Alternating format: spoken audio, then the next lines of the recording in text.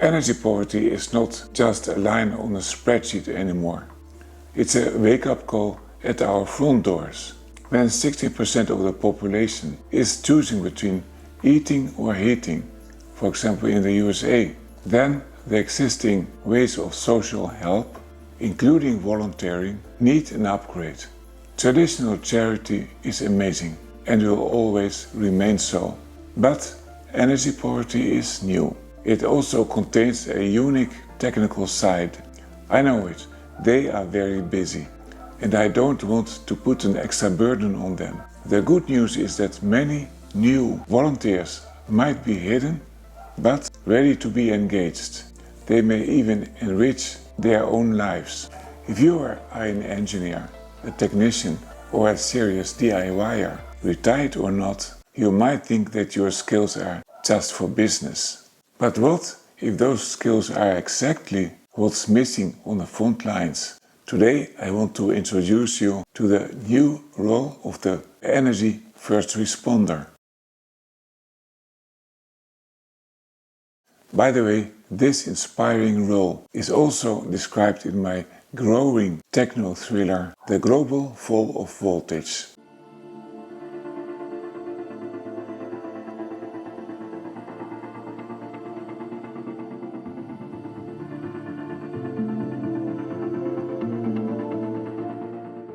Hello, I'm Norbert, energy engineer, and in this video 132 I want to propose a new role for the social relief network all over the world that might resonate with you.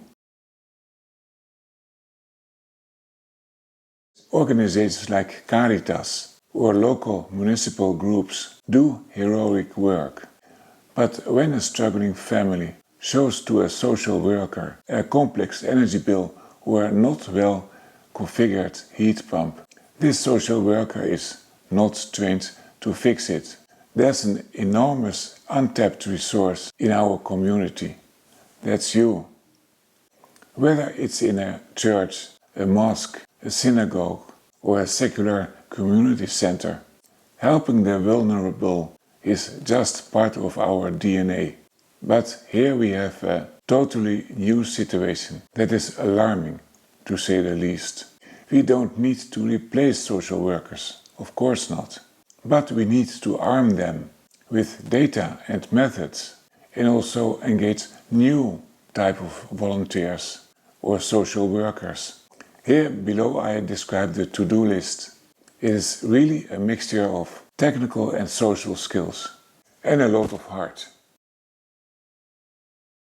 So what does the energy first responder actually do? It's simpler than you think. Bill analysis. Most people don't understand their tariffs. We can use our experience, a quick training and even AI tools to scan bills, detect wrong peak time settings and find better options in seconds. The 60-minute audit. Check the heating curves on the boiler. Use a thermal camera to find a weak spot that's costing €50 a month. And check the losses on that old fridge. The meter inventory. Think of it like a book in a library that is lent to the people that don't want to own books, but they want to read them. Your local organization keeps 5 to 10 energy meters. A family borrows one for a week.